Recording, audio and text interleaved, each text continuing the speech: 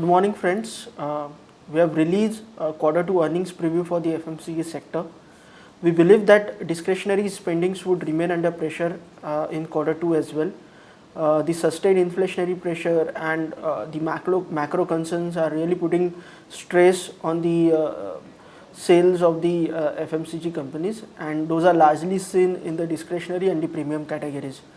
However, on the other hand, the low penetrated categories are or some of the need-based categories would see growth momentum in terms of volume to sustain in quarter 2 FY 2014.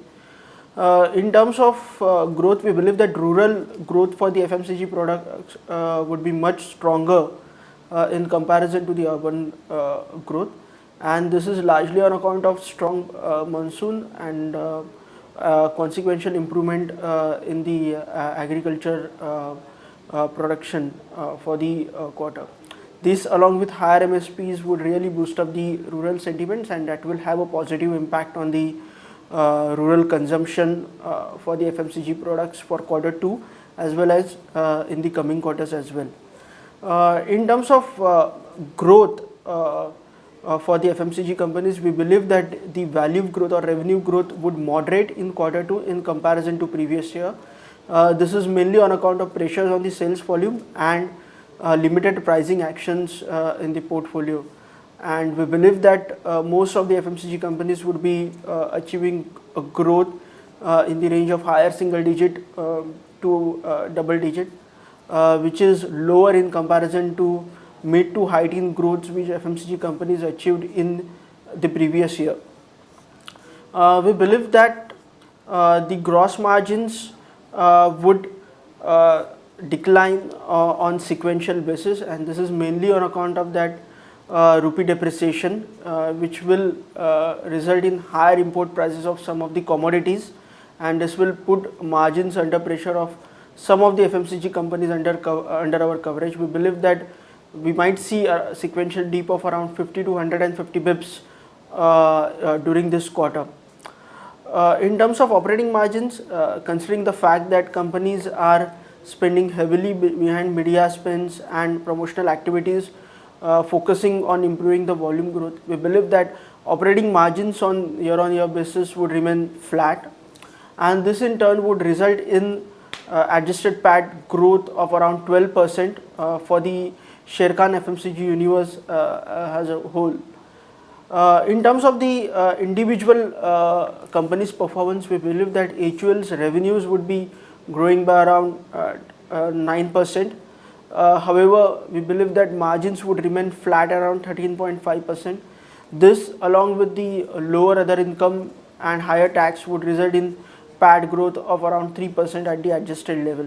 For ITC, we are expecting growth of around 16% in terms of revenues. The core cigarette business would drive around 16% growth, which will be driven by the price increases what the company has taken in its cigarette portfolio, while we believe that volumes of the cigarette business would be down by around 2% on YOY basis. In terms of margins, we believe that the margins would see a marginal improvement at the operating level. Overall, we expect a PAT growth of around 16% for the quarter. In terms of Marico, we expect a growth of around 9.8% in terms of revenues, which would be largely volume-led growth. We expect margins to remain almost flat, while the bottom line growth would be better in mid-teens, which would be driven by lower interest costs and lower interest cost. For GCPL, though we expect top line to grow by around 22%, we expect bottom line to grow by around 8.5%. This is mainly on account of pressures on the operating margins as well as the higher interest costs which will affect the bottom line growth. For GSK Consumers, we are expecting around 16% growth in terms of revenues, while we expect PAT growth to be at around 11%, and again we expect over here margins to remain under pressure. The key performer for the quarter would again be Bajaj Corp, where we expect a growth of around 23% in terms of revenues, and we expect bottom line to grow by around 22%. Jyoti Laboratories, the performance would not be comparable on YOY basis because of the merger of Henkel. However, we expect strong performance at the margin level for the Jyoti Laboratories. In terms of outlook, we believe that the sales volume would remain under pressure in the second half of the FY 2014. However, we expect that rural growth would continue to remain strong, and which would be key breather for the FMCG companies in the coming quarters. In terms of margins, considering the fact that advertisement spends are expected to remain higher, we expect margins to remain under pressure.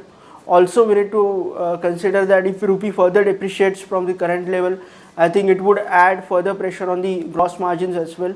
So the raw material price momentum as well as the rupee depreciation has to be keenly monitored in the coming quarters. In terms of stock picking, we believe that we have to be remain selective at the current juncture, and we believe that in large cap space, ITC looks to be preferred stock considering its earning visibility. In small to mid cap, we prefer Bajaj Corp, Jyoti Laboratories, and Marico, mainly on account of its portfolio in the low penetrated categories and its earning visibility. Thank you.